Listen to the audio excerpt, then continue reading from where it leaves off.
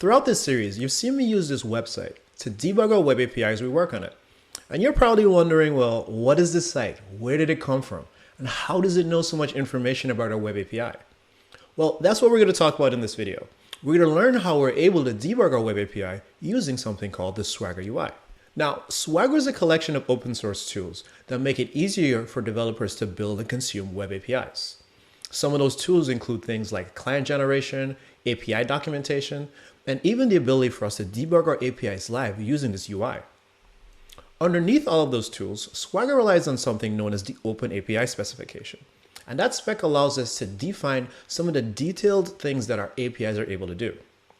Now, we're going to dive deeper into the Open API specification a little bit later in the series, but for now, let's head over to Visual Studio and see how Swagger is enabled in some of our ASP.NET Core Web API templates. Swagger support in ASP.NET Core can be enabled by installing a NuGet package called Swashbuckle. If you're using the Web API templates in .NET 5, then this package will be available to you by default whenever you create a new project. Let's take a look at our startup.cs file and see how some of these things get set up. On line 26, I'm going to look at my configure services method. And inside here, you should see a call to add Swagger Gen. And inside of that, we're specifying the name of our API as well as the version. As we move down a little bit to the configure method, in the first few lines, we can see that we're enabling Swagger support, but only if our application is running in development mode.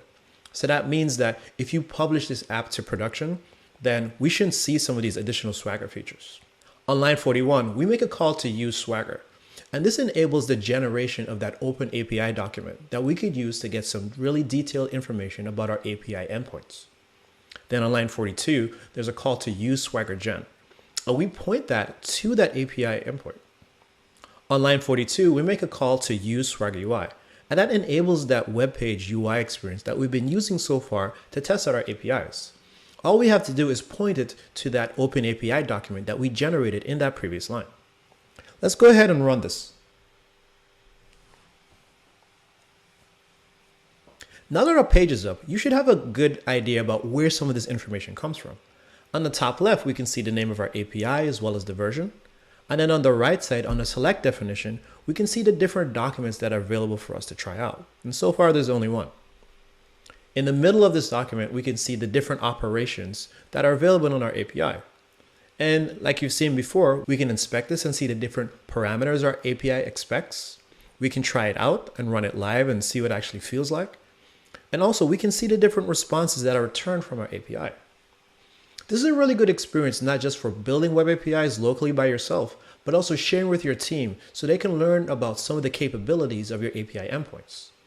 In a future video, we'll dive a little bit further into Open API, and we'll learn about some of the other features that we could use to really customize this UI.